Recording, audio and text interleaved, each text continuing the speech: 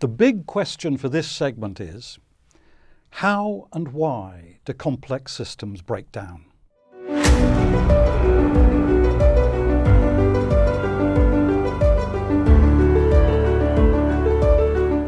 Shelley's famous poem Ozymandias is about a great emperor whose statue is found in the desert.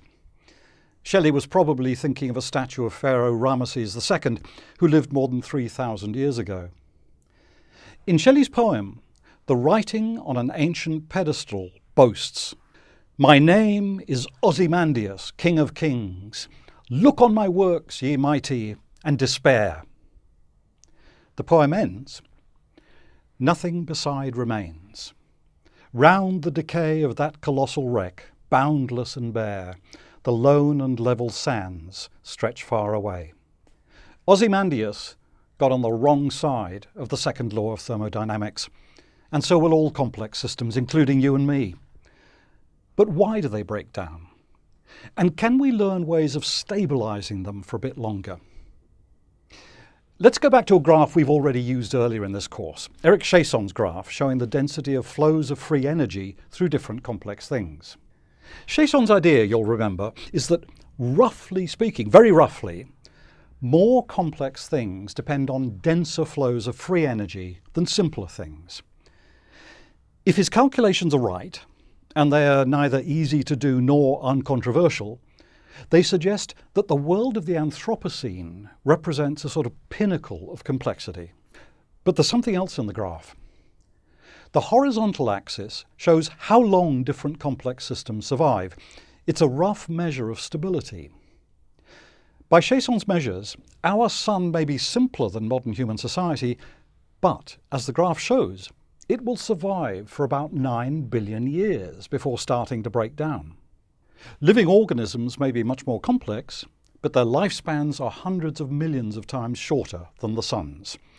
Species, as opposed to individuals, can survive often for a few million years, but our own species has existed for less than 200,000 years so far, and modern industrial societies have existed for about 200 years, or 1,000th of the lifespan of our species.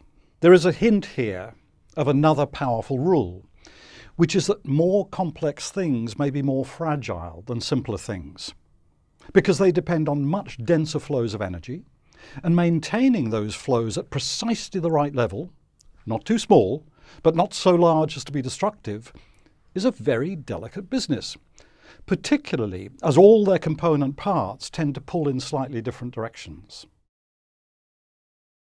This module is about how complex systems break down. Even complex physical systems, such as the sun, will break down. Like all stars, the sun's breakdown will be messy and violent, but by stellar standards, it'll be quite tame. When the very largest stars break down, they die in supernova explosions, so large that for a few days or weeks, they may outshine an entire galaxy. Complex adaptive systems seem to break down more easily than complex physical systems.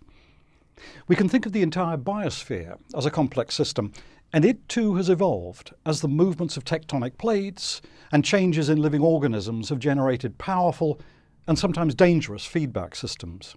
For example, quite early in the history of planet Earth, some organisms learnt to feed off highly energetic photons from the sun.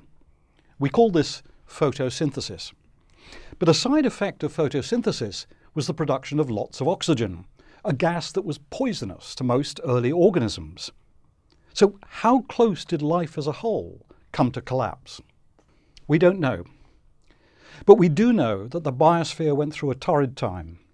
And this was one of many mass extinctions in which large numbers of species vanished as a result of changes that upset delicate balances within the biosphere. Today, we're living through one more of these events. But this time, the cause is not evolutionary events or continent-wide volcanic eruptions, but human activity. We humans are now using the energy and resources of the biosphere on such a huge scale that other species are suffering. Many are now in danger of extinction. Human societies too can collapse, like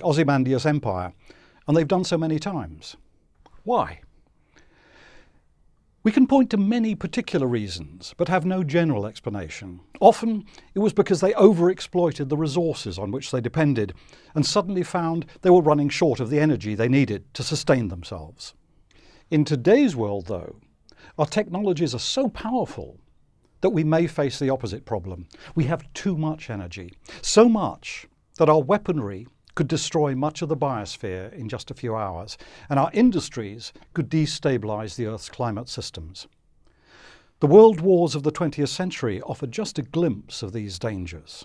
Modern economies are also extremely complex, and like all complex systems, they can flip unexpectedly, as they did during the global financial crisis of 2008. Modern economic theory assumes stability or equilibrium as a sort of norm, but seen in a larger context, it is change and transformation that are the norm. Are our economic models so out of date that they hide important sources of instability in the global economy?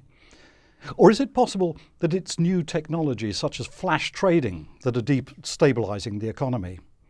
Either way, we need to be aware of the fragility of a system as complex as the modern global economy.